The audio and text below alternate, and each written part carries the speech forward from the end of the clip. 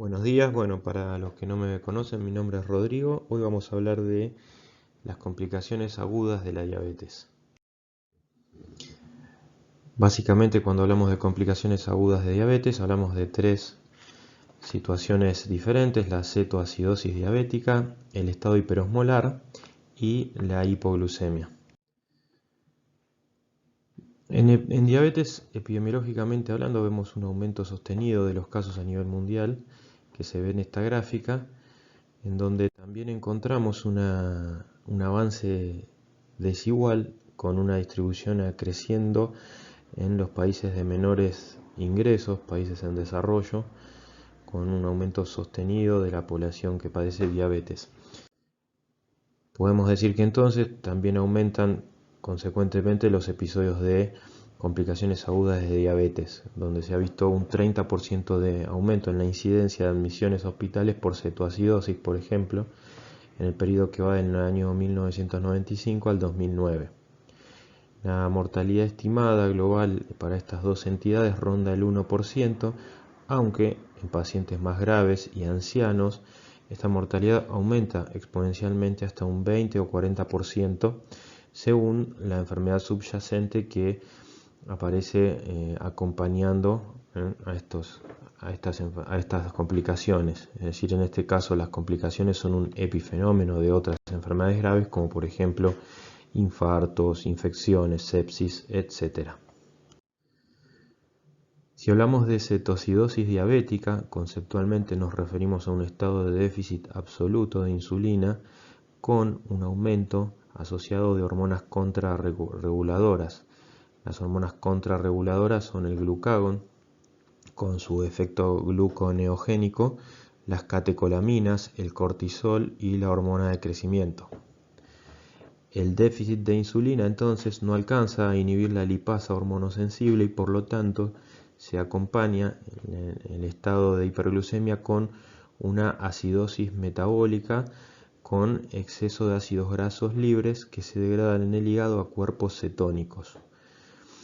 Esta degradación se encuentra también estimulada por el glucagón, entonces aquí vemos otra vez el feedback positivo para la desregulación del glucagón cuando hay un déficit de insulina. Entonces, en la cetoacidosis diabética hablamos de un estado de acidosis metabólica, cetonemia e hiperglucemia concurrentes.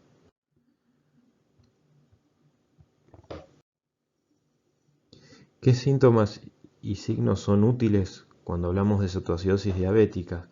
Bueno, primero debemos entender que esta situación se desarrolla en cuestión de horas, por lo general un día o 2 días máximo, y se acompaña de hiperglucemia y cetonemia. Ambas causan diuresis osmótica con deshidratación severa, sequedad de piel, mucosas, taquicardia e hipotensión. Por el mismo motivo, el paciente tiene poliuria y polidipsia, y la acidosis metabólica provoca por lo general una compensación ventilatoria para eliminar ácidos volátiles, PCO2, y genera entonces un estado de hiperventilación con la clásica ventilación de Kussmaul. El aliento también es característico y tiene un aliento frutal, y la acidosis metabólica también provoca dolor abdominal, que generalmente está presente en la mayoría de los pacientes. El retraso en el vaciado gástrico, el ilio paralítico provocado por alteraciones hidroelectrolíticas, favorece la presencia de vómitos, que también suelen acompañar esta presentación. La acidosis metabólica finalmente provoca síntomas neurológicos con alteración del contenido y nivel de la conciencia, pudiendo llevar hasta el estupor y el coma.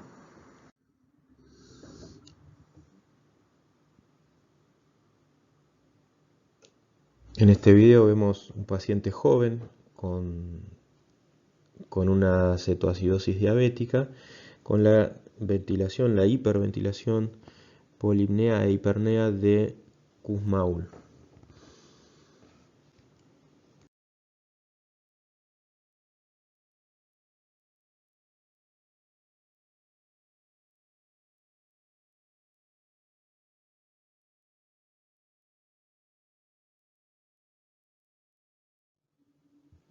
Bueno, y acá tenemos un gráfico de resumen donde vemos las principales características salientes clínicas de la cetoacidosis diabética, en donde, recordar siempre, tenemos un estado de hiperglucemia más acidosis metabólica y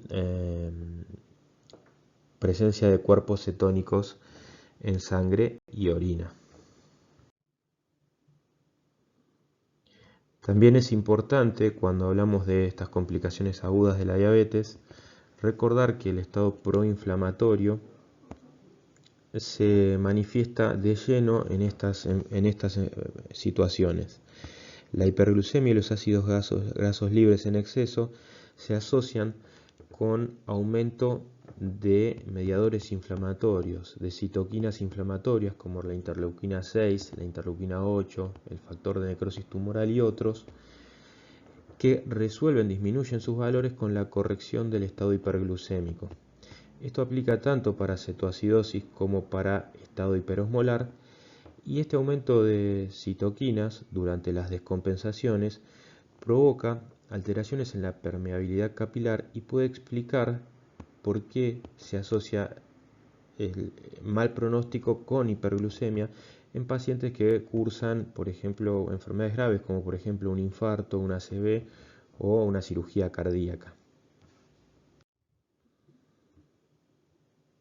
Bueno, en el otro extremo tenemos el estado hiperosmolar.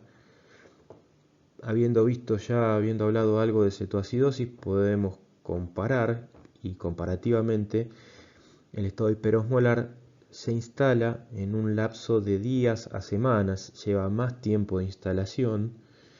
La poliuria y la deshidratación son extremas, el paciente tiene extrema sequedad de piel y mucosas,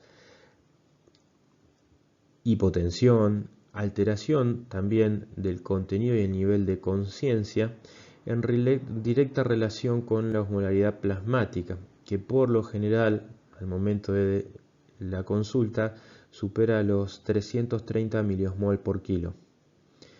También tenemos que buscar la presencia de fiebre como signo de una infección desencadenante, precipitante del estado de hiperosmolaridad. Y en este caso, a diferencia de la cetoacidosis, no es frecuente encontrar Kussmaul ni aliento cetónico. Las convulsiones, los déficits neurológicos focales que revierten con la corrección de hiperosmolaridad también son signos que alertan a pensar en un estado hiperosmolar. Esta es la fórmula para calcular la osmolaridad plasmática, que se hace tomando en cuenta el valor del sodio, la glucemia y de la urea. Y esos son los valores normales, y observar que en casos de estado hiperosmolar por hiperglucemia, esos valores alcanzan niveles altísimos, generalmente mayores de 330 miliosmol por kilo, decíamos.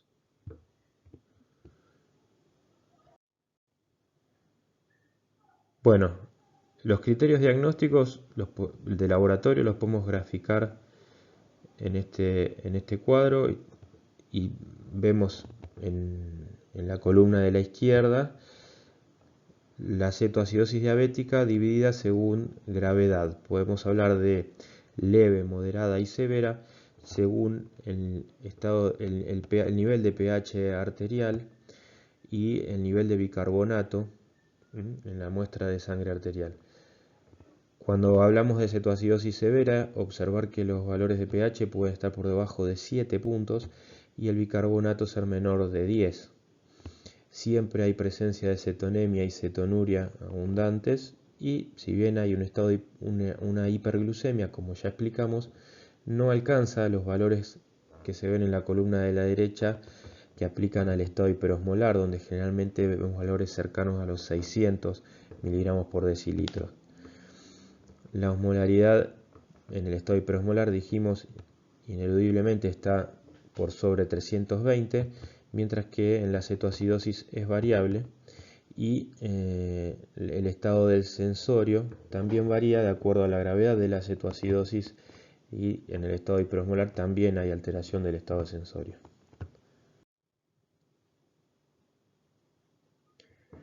Bueno, dijimos que el estado hiperosmolar implica hiperglucemia e hiperosmolaridad.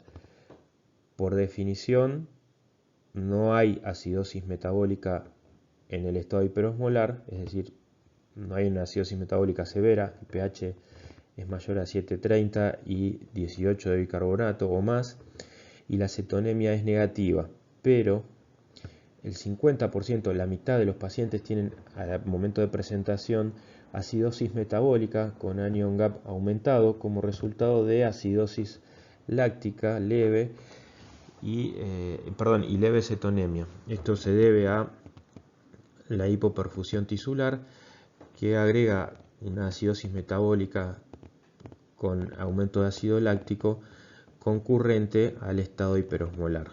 Entonces esto explica por qué podemos en algunos pacientes encontrar un estado hiperosmolar asociado a una acidosis metabólica quizá de mayor gravedad de la esperada en un principio, de acuerdo a la definición que vimos en el gráfico anterior. Siempre entonces hay que pensar en la causa precipitante.